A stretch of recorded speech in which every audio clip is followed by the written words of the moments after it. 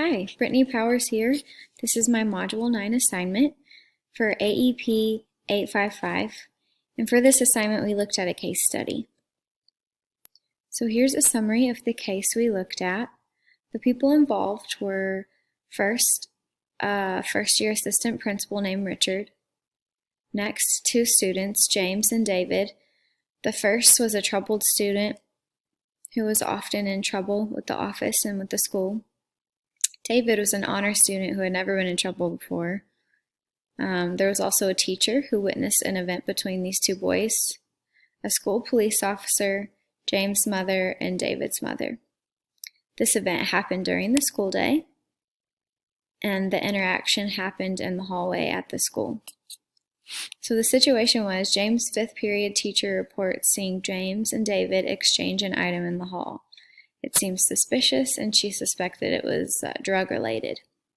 Richard has James come to the office and has the school officer also bring David to the office moments later. The four sit in the office while Richard, the assistant principal, asks them what happened.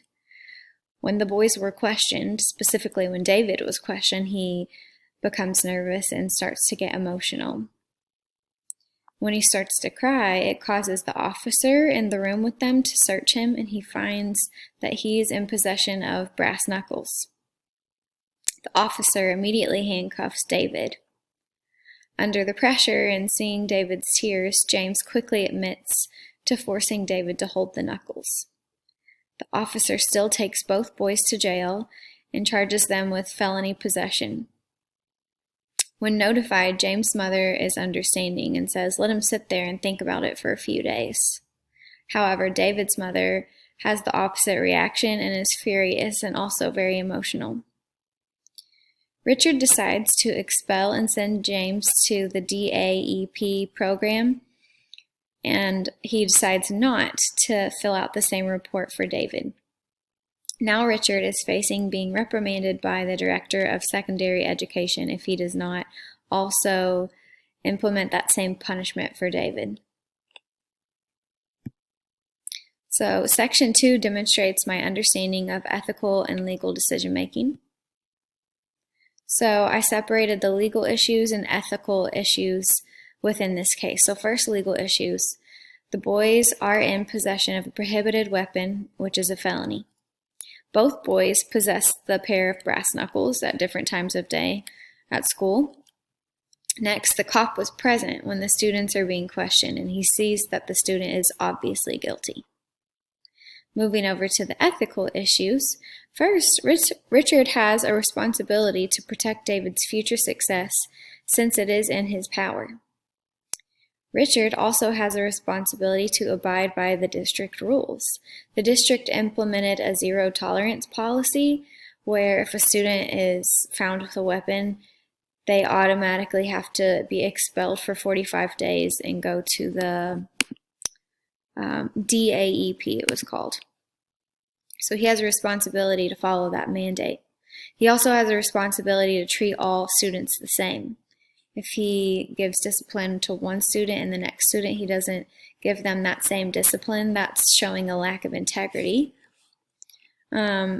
He also has a responsibility to model integrity for James, who he's been kind of counseling and building a relationship with. Last, David's future could be harmed by Richard's lack of forethought in that decision. Section 3, I synthesized the event in one sentence. So my sentence is, acting hastily, Richard causes one guilty student and one innocent to face the same penalty. Section 4, here's my synthesis of facts. So this top section just covers the people that I already addressed in the first slide. But at the bottom, we know this about the people involved, but what we don't know is, what is David's mother's role in the community? What is the history between the Director of Secondary Education and this school? Does he have any problems with this school that would cause him to act more harshly than if he was dealing with another situation or different people? He seems to be lacking empathy, so I just wonder why. Lastly, Does the director have any biases? Does he have any racial biases that he's unaware of that would also be pushing him to act more harshly than he should? How old are the boys? And what are the boys' races? Next, I looked at the facts concerning the place in this situation. So it happened inside Rocket Junior High. It was in the hallway when the incident took place. I know that the school is somewhere near the south side part of town because it mentioned a bus was dropping off students at the beginning of the scenario, and it said it was coming from the south side part of town. We also know that the principal has a relationship with the people from south side because that's where he was raised, and so he has empathy for those people groups. The last known that we have about the place is a cop works in the building. So it's not given that a cop will work inside of school buildings, so I wonder if there's a reason for this. They need that kind of protection there. What we don't know about the place is what city is this happening in?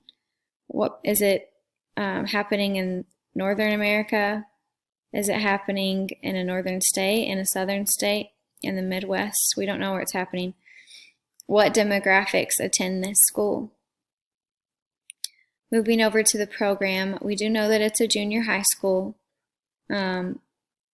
We have suggested information that leads us to believe that it's part of a larger district with rules and policies.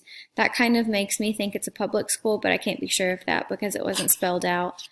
I know that principals here in this story are answering to the director of secondary education. That's who the superior is in this story. What we don't know, is it public or private school? Like I said, I think it's public, but I'm not sure. Is it mostly English speaking? Is there any lack of communication that could be happening here? Section 5, I'm reviewing the information and prioritizing it. So first I looked at the possible negative effects of this situation. The way the scenario ended, Assistant Principal Richard failed to file a report for David. With this being said, community members may look at him and lose respect for him and for the school if they see a lack of consistency in their decision making. The decision could appear racially motivated. So like I said, some of the unknowns about the people in this story, we don't know their races. But for example, if one, let's see, what was his name? If James, the troubled student, was sent to the expulsion program and David was not, if James was an African American student or a Latino student and David was a white student, it could seem like the assistant principal made the decision he did because of racial biases or prejudice, and that could look really bad to the community. Him lacking integrity in his decision could also make him lose respect from the teachers within his own school building. And the students are going to see that inconsistency too. And that would also cause students to lose respect for their assistant principal. So moving down here, who should the assistant principal be consulting in this situation? First of all, his principal. There's no mention of any collaborating going on with his principal in this case study. He should also be consulting his superiors, so the director of secondary education and anybody above him or her who might have some helpful input. He could also be working with key teachers who have a history or more insight on David. He could be speaking with the families involved, and he could also seek out help from a legal advisor to see if he has any options that maybe he wouldn't naturally think of. Moving on to section 6, this section demonstrates my capacity to model ethical behavior in my personal conduct and relationships, and it also demonstrates my capacity to cultivate ethical behavior in others.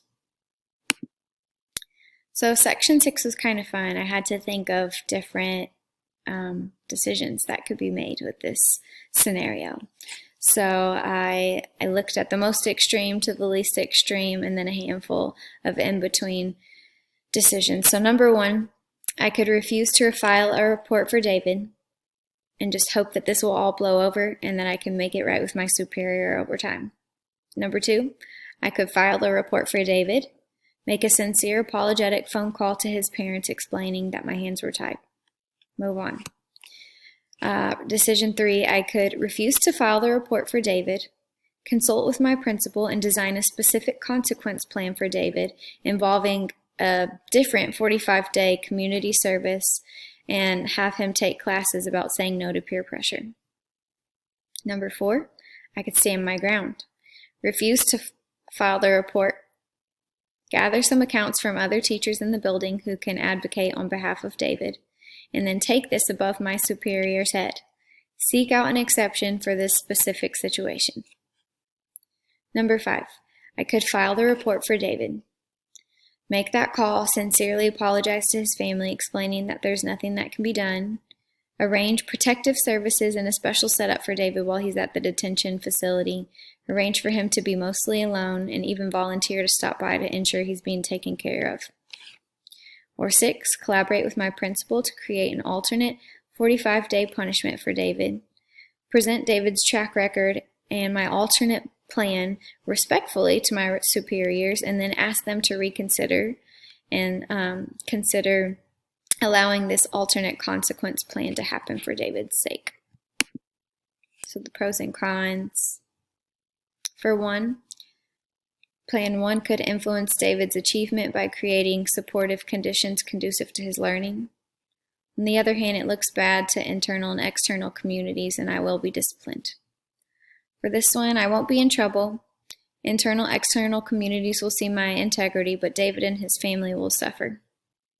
Number 3, I'll be in trouble, but David would grow and be protected. Others would see my fairness, and I would build relationships with my principal. Number 4, there weren't any pros in going above my superior's head and kind of putting up a fight, and it may not work, and I might make enemies, so I automatically eliminate that one. Number 5, people will see my integrity. I won't get in trouble, and David should be safe. But David still faces unfair consequences, and his mother will be unhappy. Number 6, people would see my integrity. I would promote collaborative effort among key stakeholders, promote the academic success and personal well-being of David. But the cons, I still could get in trouble just for putting up a fuss. For Section 8, I use my understanding and capacity to undertake and implement ethical work within a school setting. So the option I chose is a combination of plans 6 and 5. So with 6, I would collaborate with my principal to create that alternate discipline plan for that same 45 days, and I basically present this to my superiors and ask them to reconsider. There's a chance that they would. There's also a chance that they wouldn't, and if they say no, then I would move on to Plan 5, file the report for David, apologize to his family, but set up some kind of safe situation where he's taken care of and looked after while he's at this discipline facility. For Section 9, implementing this decision. What could happen is the superiors could agree or deny.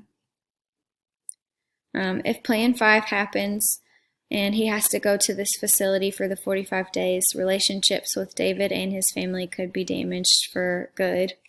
His family may complain about me, and David also may have a bad experience while he's there. The people who I would need to know or let know what's going on and communicate with throughout this process would be my principal, my superior, David, and his family. I really enjoyed this case study, and I hope that you were able to follow along with the way I laid things out in this presentation. I really felt like this was helpful for me as a leader, and it was good practice for future challenges that I might face.